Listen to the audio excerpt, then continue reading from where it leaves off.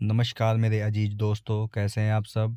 आशा करता हूं आप सभी स्वस्थ और प्रसन्न होंगे तथा लगातार सीख रहे होंगे।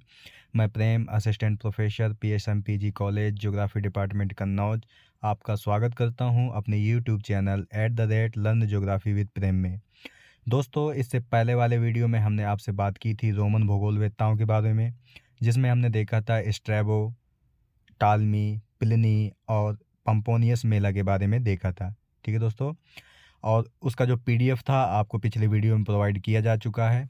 अगर आपको अभी भी पीडीएफ डाउनलोड करने में अगर कोई दिक्कत आ रही हो तो कमेंट बॉक्स में आप ज़रूर लिख करके भेजें, उसका सॉल्यूशन किया जाएगा। ठीक है दोस्तों, आज हम शुरू करते हैं एक नए वीडियो की, यानी कि एक नए टॉपिक की शुरुआत करते हैं, जिसका नाम है यूरोप में अंध युग, यानी कि डार्क एज इन यूरोप। ठीक है दोस्तों, तो चलिए शुरू करते हैं आज का लेक्चर। दोस्तों, जो इसमें पहला ही पॉइंट है आपका, ये क्वेश्चन आपका जीआईसी में पूछा गया था, तो इसकी समय सीमा आप देख लीजिए। यूरोप में 300 एडी यानी 300 ईसवी से 1400 एडी यानी 1400 ईसवी तक यूरोप में जो समय था वो अंधकार युग का समय था। ठीक है, यूरोप में ईसा पश्चात तीसरी शताब्दी से रोमन साम्राज्य का पतन होने लगा और केंद्रीय शासन निर्बल होने से उसके अधीन उनके राज्य क्रमशः स्वतंत्र होते गए। ठीक है दोस्तों, इसके अलावा इससे विभिन्न प्रदेशों के मध्य होने वाला व्यापार तथा दूरस्थ यात्राओं में निरंतर कमी होती गई। इससे इससे बाहरी क्षेत्रों और देशों से लोगों का संपर्क भी बहुत कम रह गया। ठीक है दोस्तों, जब जाहिर सी बात है कि जब सेंट्रल वाली जो सत्ता होती है अगर उसका निर्बल हो जाए या निर्बल होने लगती है, तो जाहिर सी बात है कि जो आसपास के क्षेत्र होते हैं वो अपने आप को स्वतंत्र घोषित करने लगते हैं। ठीक है, इससे क्या होता है कि बाहरी क्षेत्रों से जो व्यापार है, दूरस्थ यात्राएं हैं, वो साथ ही साथ लोगों का संपर्क एक दूसरे से कम रह जाता है। ठीक है, अतः लोगों का भौगोलिक ज्ञान क्रमशः क्षीण होता गया। ठीक है, क्योंकि लोग जब दूसरी जगह जाएंगे नहीं एक दूसरे से दूसरे स्थान पर, तो उनका भौगोलिक ज्ञान भी क्षीण होता गया, क्योंकि यूरोपीय देशों में ईसाई धर्म का व्यापक प्रचार प्रसार हो चुका था। ठीक है, ये सब हो क्या कब रहा था? रोमन साम्राज्य के पतन के बाद। इससे यूरोपीय समाज में धर्मांधता और अंधविश्वास से ग्रसित हो गया। क्यों? क्योंकि जब धर्म का बोलबाला कहीं पे ज़्यादा होता है तो वहाँ पे धर्मांधता हो जाती है और अंधविश्वास से वह समाज ग्रसित होने लगता है। इसके अलावा ईसाई जो धर्मचारी थे, उन्होंने ईसाई धर्म ग्रंथ यानी कि बाइबल, ईसाई का जो धर्म ग्रंथ है वो बाइबल है।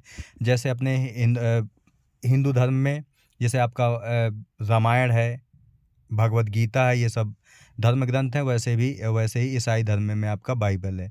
जैसे आपका इस्लाम धर्म में आपकी कुरान है। ठीक है, तो ईसाई धर्म में जो ईसाई धर्म से संबंधित जो बाइबल की धर्म ग्रंथ था, उसकी बातों को ही सर्वोपरि बताया गया और उससे भिन्न वैज्ञानिक खोजों, संकल्पनाओं तथा विचारों को धर्म विरुद्ध माना गया। यानी कि जो बात बाइबल में लिखी थी वो सत्य मानी गई और इसके अलावा जो भी वैज्ञानिक चीज़ें थी या संकल्पनाएं थी उन्हें अशुद्ध या गलत घोषित किया गया। इसके बाद हुआ इससे क्या हुआ कि नए तथ्यों, नए स्थानों व क्षेत्रों तथा वहाँ के लोगों के विषय में जिज्ञासा क्रमशः समाप्त हो गई, जिसके फलस्वरूप यूनानी और रोमन काल का संचित जो भौगोलिक ज्ञान भी विलुप्त होने लगा।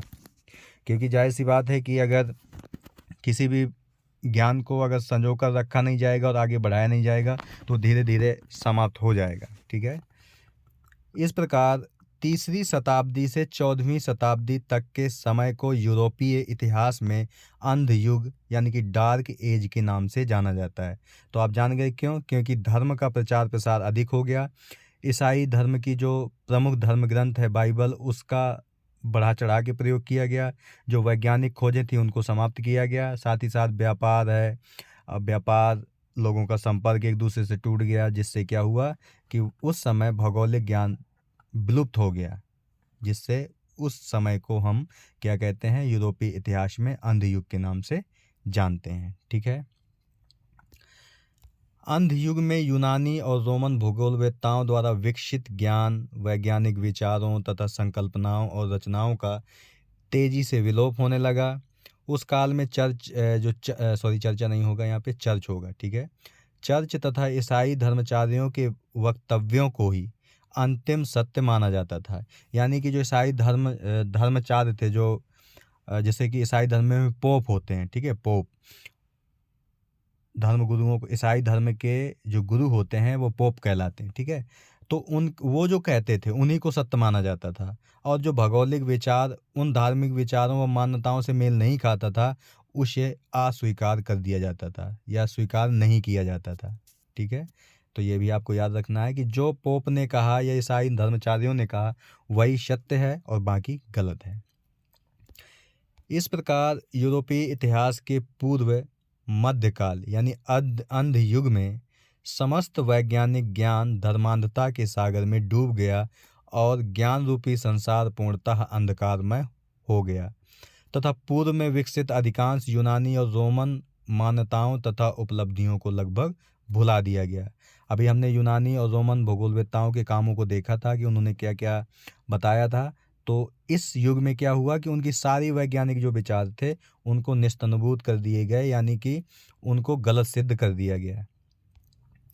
इस काल में लोगों के मन मस्तिष्क पर धार्मिक भावनाएं अत्यंत प्रबल और प्रभावी हो गईं और लोगों का वैज्ञानिक प्रश्न उठाने की आज्ञा ही नहीं रही।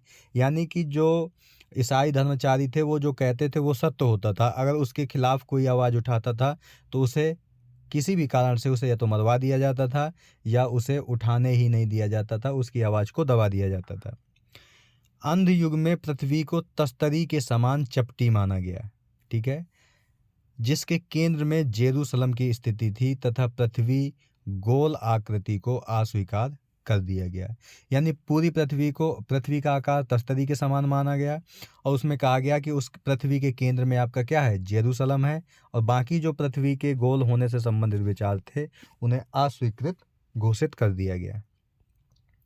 अतः अंध युग में प्राचीन शास्त्रीय काल की जो अधिकांश मान्यताओं को भुला दिया गया। अलेक्जेंड्रिया का दूसरा नाम हमने बताया था सिकंदरिया के कॉस्मोस ने अपनी पुस्तक में क्रिश्चियन टोपोग्राफी 550 के द्वारा शास्त्रीय युग की सभी मान्यताओं को अस्वीकृत कर दिया गया, ठीक है। तो कौन व्यक्ति था? कॉस्मोस व्यक्ति का नाम है। उसकी पुस्तक है क्रिश्चियन टोपोग्राफी जो 550 ईस्वी में उन्होंने लिखी थी। इस पुस्तक के आधार पर उन्होंने पुरानी रोमन और यूनानी भूगोलवेत्ताओं की जो मान्यताएं थी उनको सारी गलत घोषित कर दिया, ठीक है। प्रारंभिक काल में कॉस्मोस एक व्यापारी था जिसने अनेक व्यापारिक यात्राएं की थी, ठीक है। उसका विचार था कि पृथ्वी चपटी है, यानी कि तस्तरी के समान है और सभी ओर से मजबूत दीवालों से घिरी हुई है तथा इस दीवाल पर ही अर्धगोलाकार आकाश टिका हुआ है, ठीक है। कहने का मतलब पृथ्वी को चपटी बताया उन्होंने और बताया कि चारों तरफ दीवालों से घिरी हुई है और इसके ऊपर आकाश टिका हुआ है, ठीक है। तो इस प्रकार कुछ बताया गया। मानचित्रों का निर्माण पर्यवेक्षण या सही सूचनाओं के विपरीत कल्पनाओं के आधार पर किया जाने लगा। जबकि हमने देखा था पहले कि जैसे टालमी थे, उन्होंने अक्षांश देशांतर रेखाओं के आधार पर मानचित्र की रचना की थी, लेकिन अब ऐसा कुछ नहीं था। ना तो पर्यवेक्षण होते थे, ना सही सूचनाएं होती थी, बस बना दिया जाता था, ठीक है। इस युग में जो मानचित्र फेमस हुआ इसे आपको याद रखना है। इस युग में जिस मानचित्र की रचना हुई वह आंग्ल अक्षर ओ में टी यानी कि टी इन ओ को प्रदर्शित करता है। यानी इस समय का जो मानचित्र था वो किस प्रकार का था? ओ में टी इस प्रकार का था, ठीक है।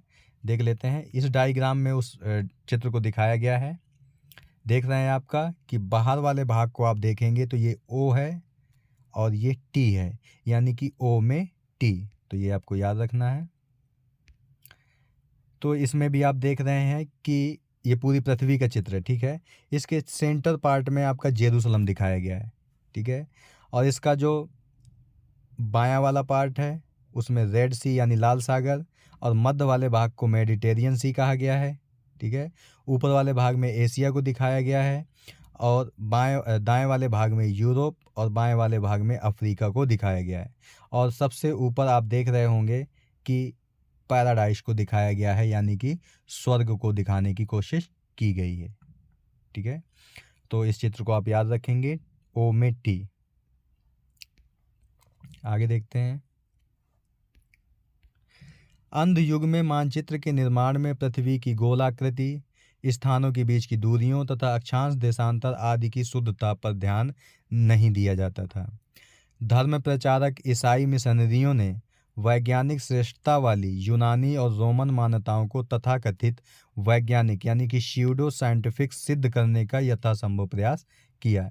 यानी कि जो भी यूनानी और रोमन काल में भूगोलवेत्ताओं ने वैज्ञानिक विचार प्रस्तुत किए थे, इस काल में उन सबको गलत घोषित कर दिया गया। ठीक है, प्रयास किया और लोगों को समझाने का प्रयास किया उन्होंने कि गोलाकार आकाश होने से आवश्यक नहीं है कि पृथ्वी गोलाकार हो। ठीक है, तो उन्होंने पृथ्वी को गोलाकार ना मानने की दिशा में क्या कहा कि अगर आकाश आपका गोलाकार है तो जरूरी नहीं कि पृथ्वी भी गोलाकार है। ठीक है, 4वीं शताब्दी में एक संत हुए जिनका नाम था संत जेरोम ने एक विश्व मानचित्र बनाया था जिसमें पवित्र भूमि जेरूसलम को वास्तविक अनुपात से बहुत अधिक दूर दिखाया गया था। ठीक है, तो सेंट बीट्स द्वारा निर्मित मानचित्र यहाँ पर दिखाया गया है, तो इसे भी आप देख सकते हैं।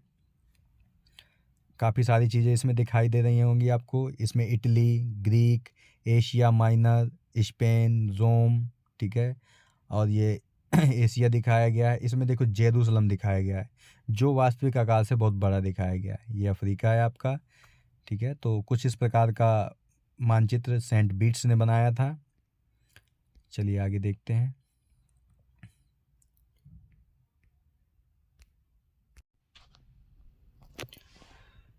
पश्चिमी रोमन साम्राज्य के पतन के पश्चात यूरोप में अराजक स्थिति व्याप्त हो गई। प्राचीन सभ्यता संस्कृति पतन के कगार पर पहुंच गई तथा बर्बर आक्रमणों के परिणाम स्वरूप राजनीतिक व प्रशासनिक व्यवस्था नष्ट प्राय हो गई।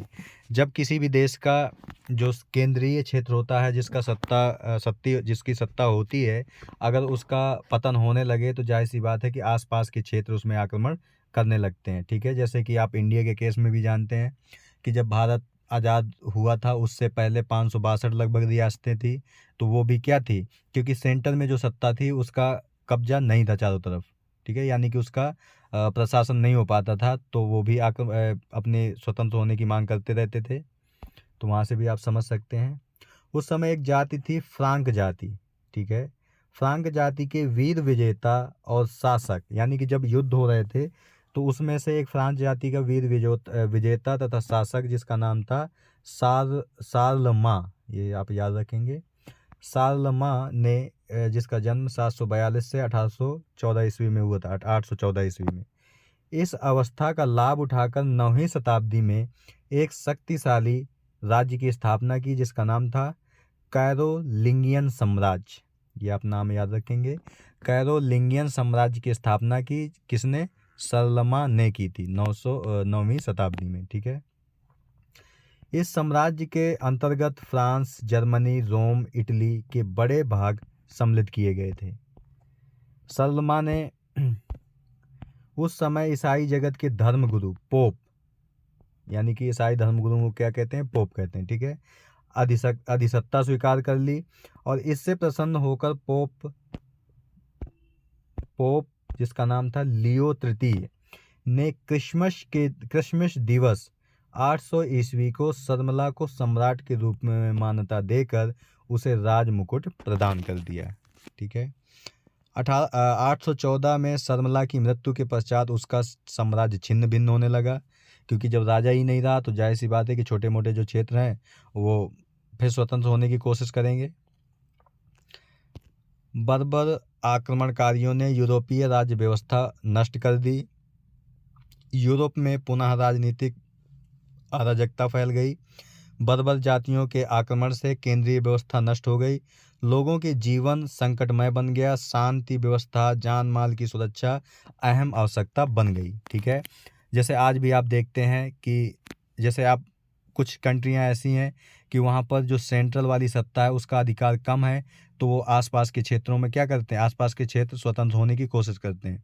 उन देशों में आज भी देख सकते हैं जहाँ पर सैनिक शासन लागू है, जैसे कि म्यांमार में हुआ है, पिछले साल ही हुआ था, वो भी आपका यही उदाहरण है। ठीक है, ऐसी परिस्थितियों में एक नई व्यवस्था का उदय हुआ जिसे हम कहते हैं सामंतवाद। सामंतवाद यानी कि फेडरलिज्म कहते हैं।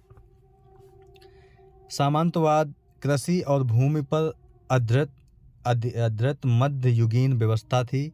इस व्यवस्था में समस्त भूमि का मालिक राजा होता था और उसके नीचे पदानुक्रम से अनेक सामंत होते थे। यानी सबसे टॉप पर राजा होता था सामंत व्यवस्था में, फिर अनेक सामंत होते हैं जैसे ड्यूक, अर्ल, बैरन, नाइट आदि, ये सामंत थे। सामंत सुरक्षित मेनर यानी गढ़ी में रहते थे, यानी कह सकते हैं किले में रहते थे, जो बहुत सुरक्षा से परिपूर्ण था। सबसे निचले पायदान पर कृषक और कम्मी थे। कम्मी अर्धदास के समान थे। इन सब के अधिकार और कर्तव्य निर्दिष्ट थे। कृषि के अतिरिक्त राजनीतिक व्यवस्था में भी यही पद्धति अपनाई गई थी। ठीक है। यूरोप में ये व्यवस्था पुनर्जागरण के पूर्व तक चलती रही। पुनर्जागरण काल को हम आगे आने वाले वीडियो में देखेंगे। ठीक है। तो ये व्यवस्था कब तक रही? पुनर्जागरण के पहले तक रही। पुनर्जागरण के पूर्व के काल को यूरोप में मध्य युग कहा जाता है। मध्य युग में सामंत व्यवस्था में वर्ग विभेद बढ़ा, शोषण प्रक्रिया बढ़ी, आर्थिक अवनति हुई, व्यापार वाणिज्य का ह्रास हुआ तथा राज शक्ति यानी केंद्रीय शक्ति कमजोर पड़ गई। ठीक है। यानी कह सकते हैं केंद्रीय शक्ति जब भी कमजोर पड़ती है तो आसपास का क्षेत्र या संपूर्ण जो देश का प्रशासन होता है वो कमजोर होने लगता है। ठीक है। यद्यपि सामंतवाद तत्कालीन अराजकता की स्थिति में सुरक्षा प्रदान की एक कला और साहित्य के विकास का प्रश्रय दिया, तथापि कुल मिलाकर इसने प्रगतिशील विचारों को कुंद कर दिया तथा अंधकार युग को जन्म दिया। ठीक है। सामंतवादी व्यवस्था में थोड़ा आगे देख लेते हैं। और रोमन कैथोलिक चर्च यूरोपीय राजनीति और धर्म को ईसाई धर्म और रोमन कैथोलिक चर्च ने लंबे समय तक प्रभावित किया। लगभग 2000 वर्ष पूर्व रोम के सम्राट अगस्ट सीजर, ठीक है, तो ये आप नाम रखेंगे अगस्ट सीजर, ये नाम याद रखें, के शासनकाल में जुडिया का एक बेथलहेम नामक नगर था जिसमें जीसस क्राइस्ट ने एक धर्म का उपदेश दिया। कालांतर में यह धर्म ईसाई धर्म के नाम से विख्यात हुआ। तो आपको याद रखना है कि ईसाई धर्म की स्थापना किसने की थी? तो जीसस क्राइस्ट या ईसा मसीह ने की थी। ठीक है। रोमन सम्राट कॉन्स्टेंटाइन ने 324 में ईसाई धर्म को रोम का राज धर्म घोषित कर दिया। किसने? कॉन्स्टेंटाइन ने 324 में ईसाई धर्म को रोम का राज धर्म घोषित कर दिया। ठीक है। रोम में रोमन कैथोलिक चर्च का केंद्र स्थापित हुआ और वहाँ का पोप समस्त ईसाई जगत का धर्मगुरु बन गया। धीरे धीरे पोप की सत्ता बढ़ती गई और उसकी आर्थिक स्थिति भी मजबूत हो गई। यूरोपीय राजनीति पर भी उसका प्रभाव बढ़ा। यद्यपि ईसाई धर्म ने सामाजिक धार्मिक सुधार कार्यक्रम चलाए तथा शिक्षा का प्रोत्साहन दिया, तथापि कालांतर में चर्च शोषण और विलासिता का केंद्र बन गया। यानी कि जो चर्च के लोग थे वो हमेशा शोषण और विलासिता करते रहते थे। पादरियों और पोप का नैतिक पतन हो गया। यानी कि पहले जो ईसाई धर्म के प्रचार प्रसारक थे वो तो पहले शिक्षा स्वास्थ्य पर काम करते थे, लेकिन समय के साथ साथ वो बदलते गए। जैसे जैसे उनको सत्ता मिलती गई और वो आर्थिक रूप से सुदृढ़ होते गए तो उनकी नेकी वाले काम बदल गए। सच्चाई और सादगी के स्थान पर रोमन चर्च कट्टरपंथियों, दकियानूशी विचार वाले व्यक्तियों और रूढ़िवादियों का केंद्र बन गया। तर्क और नई विचारधारा का पनपने से रोककर सामंतवाद के ही समान रोमन कैथोलिक चर्च ने भी मध्ययुगीन यूरोप को अंधकार के गर्त में ढकेल दिया है। ठीक है दोस्तों, इसके बाद आगे देखते हैं। इस अंधकार युग में व्यापार वाणिज्य की प्रगति अवरुद्ध हो गई। यद्यपि एशिया और यूरोप में व्यापार होता था, तथापि विश्व का एक बड़ा भाग अमेरिका, अफ्रीका इत्यादि अज्ञात थे। यानी कि उस समय तक भी अमेरिका और अफ्रीका के बारे में किसी को जानकारी नहीं थी। भौगोलिक जानकारी की कमी के कारण व्यापार भी सीमित हो गया। समुद्री यात्रा खतरनाक और कष्टप्रद थी। कंपास का आविष्कार नहीं हुआ था, अतः समुद्र में भटक जाने का भी भय बना रहता था। ठीक है। पृथ्वी को चपटी माना जाता था। यात्रियों को यह भय सताता था कि समुद्र में अधिक दूर जाने पर वे पृथ्वी के किनारे से गिरकर यानी कि उनका अंत हो जाएगा। ठीक है, क्यों? क्योंकि अभी आपको बताया था कि पृथ्वी को चपटी माना गया, उसके चारों ओर दीवार मानी गई और एक आकाश उसके ऊपर लटका हुआ माना गया। तो माना जाता था कि अगर पृथ्वी के हम ज़्यादा किनारे पर जाएंगे तो लटक कर नीचे गिर जाएंगे। ठीक है, तो इसलिए क्या नहीं होता था, समुद्री यात्राएं बाधित रहती थीं। अगर समुद्री यात्राएं नहीं होंगी तो दाएं बाएं के क्षेत्रों की नॉलेज नहीं होगी, जिससे व्यापार करना मुश्किल हो जाएगा। इस कठिन परिस्थिति में नाविकों और व्यापारियों के लिए अटलांटिक अथवा अंध महासागर की यात्रा करना अत्यंत कठिन था। अतः इस समय व्यापार, वाणिज्य और आर्थिक विकास की गति थम सी गई थी। ठीक है, अगर हम शॉर्ट में बात करें, यूरोप में अंधकार युग के कारण निम्नलिखित हो सकते हैं कि क्या क्या कारण थे, तो आप शॉर्ट में बता सकते हैं उनके सामाजिक कारण, सांस्कृतिक कारण, आर्थिक कारण, पर्यावरणीय कारण, वैज्ञानिक कारण और राजनीतिक कारण। ठीक है, सामाजिक कारण में आप बता सकते हैं कि वहाँ पर शिक्षा और स्वास्थ्य का क्या हाल था उस समय। सांस्कृतिक कारण में आप धर्म को आपको बताया ही कि धर्म का कितना प्रचार प्रसार था।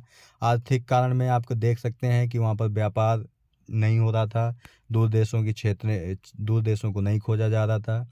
पर्यावरणीय कारण, यहाँ पर आप सामाजिक पर्यावरण को बता सकते हैं कि चारों तरफ अंधकारमय वातावरण था, जिससे वहाँ पर कोई ज्ञान की बात ही नहीं करता था। वैज्ञानिक कारण में भी आप बता सकते हैं कि नए तथ्यों की खोज, नए क्षेत्रों की खोज, नए ज्ञान की खोज के लिए वृद्धि रुक चुकी थी, जिससे यूरोप में अंधकार युग आया।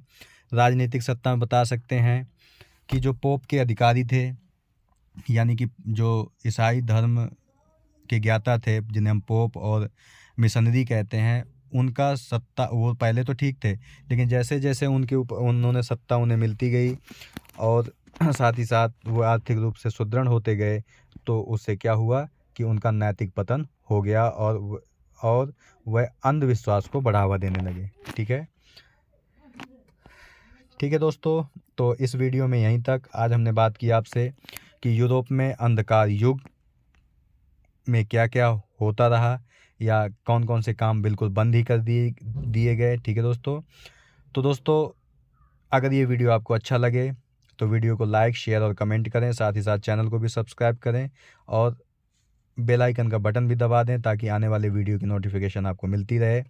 इस वीडियो से संबंधित जो PDF है, इस वीडियो के डिस्क्रिप्शन बॉक्स में उसका लिंक दे दिया जाएगा, जहां से डाउनलोड करके आप आराम से पढ़ सकते हैं। ठीक है दोस्तों, तो मिलते हैं आपसे नेक्स्ट वीडियो में। तब तक के लिए नमस्कार। खुश रहिए, प्रसन्न रहिए, मुस्कुराते रहिए, कभी अपने लिए तो कभी अपनों के लिए। धन्यवाद। जय हिंद दोस्तों।